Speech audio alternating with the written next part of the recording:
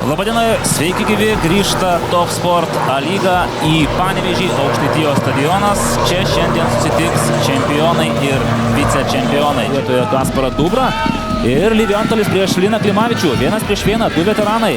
Žalgiris Bukas subėgo statistikoje, bet ir švieslentėje du įvarčiai. Ir 3-0 dabar Federico Palaciosas išbėgo vyktai iš geros situacijos. Džefris Arpongas, sako tribūnose susirinkę. O ar sugebės atlikti perdavimą? Taip, Džefris Arpongas. Visiškai vienas kairėje. Linas Zakarija ir jau uždarė prasiveržimą.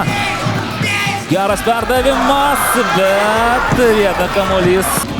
Liviontalis toli. Giliai priima kamuolį, klysta Andrija Karvatskis, smūgis ir dabar Lukas Devega.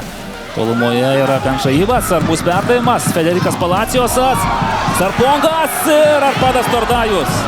Arminas Hočičius, du atakuojantis futbolininkai, čia Giedrius Matulevičius, Penšaivas jo nesustabdo, dabar Linas Klimavičius, paskutinė viltis.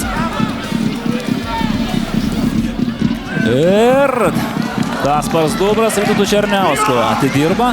Panevėžio futbolininkai taip pat savo baudos aikštelėje. Paulius Golubickas.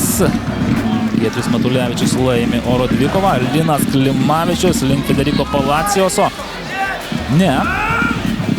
Dar kartelį. Daug. Ir įvartis. Ne.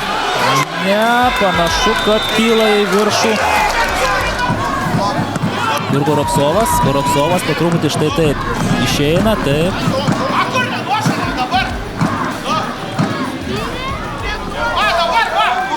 Taip, matome, pakartojame, kad Ovidijus Verbickas prieš Matulevičiaus smūgį jau buvo arčiausiai vartų. 0-0. Toks rezultatas švieslentėje ir po pagrindinių rungtynių laiko, ir po pradėto rungtynių laiko, taip kad čempionų ir vicečempionų mačas baigėsi kovingomis lygiosiomis.